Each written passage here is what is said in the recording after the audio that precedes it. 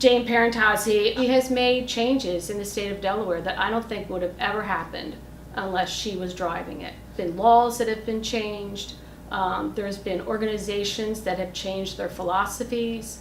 And I think a lot of it has to do with Jane and what she has been doing over the past 17 years here in Delaware. In 2005, Jane and friends opened an animal shelter to better serve Delaware animals. And since then, through advocating for better animal welfare and legislative changes, there have been a lot of good progressive changes in Delaware for animals. Today, Faithful Friends handles more than 60 dogs and several hundred cats in its shelter system through a network of foster homes, at its shelter, and at retail adoption centers and stores.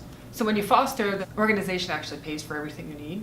You just give the animal a home. So if they need medicine, you pick it up for free. If they're on special diet, they give you that for free. Any vet appointments or anything, like, you take it to Faithful Friends, they handle that stuff. So once you fill out the paperwork and actually adopt, all that responsibility is on you instead of on Faithful Friends. Faithful Friends really provides all different types of services to individuals because they're really looking at it from the whole picture perspective.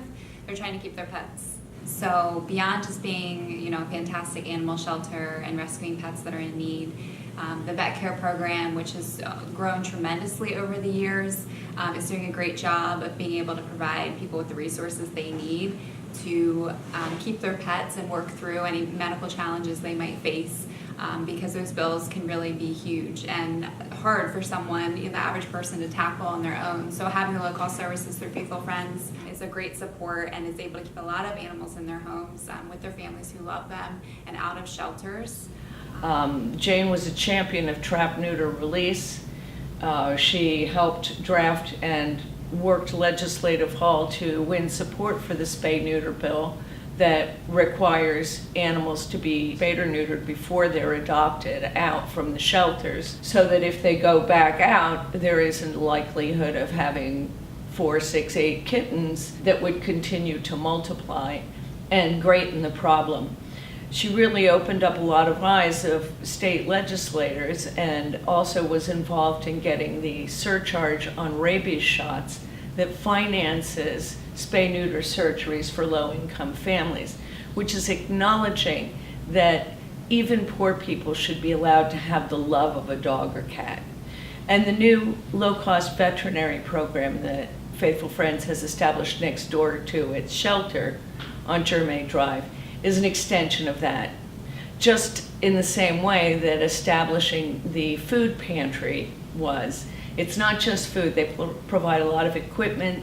They'll give you the litter box. They'll help you out with the flea treatments.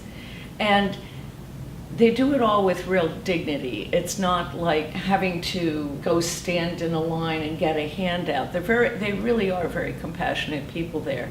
The location of the shelter itself, that's over at the old motor vehicle in Newcastle. That's a great location. I think it's more centralized. We'll probably have more people just driving by and just seeing the signage out there and knowing that we're there. Right now, we're kind of tucked away off Maryland Avenue, and truthfully, I didn't know it was there until I got involved with Faithful Friends. So just the fact that we're going to have 1 million cars go by there a day, and it might be just enough to stir up, hey, maybe I should take my young son or daughter by, or see if it's time to get that dog or that cat. So we just think it's a much better location. The current shelter right now is, it's the best that we can do right now with the money that we have. The plans for the new shelter, capacity is going to be much larger. Room is going to be much larger. I think people will volunteer more to come down to a brand new facility. You'll be able to walk out the door, there'll be trails there.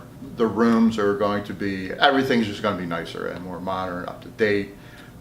I know everyone's busy, and it's hard to free up some time, but I always try to carve out at least 2 or 3 nights a week to stop by the shelter and help out. There's always something to do there.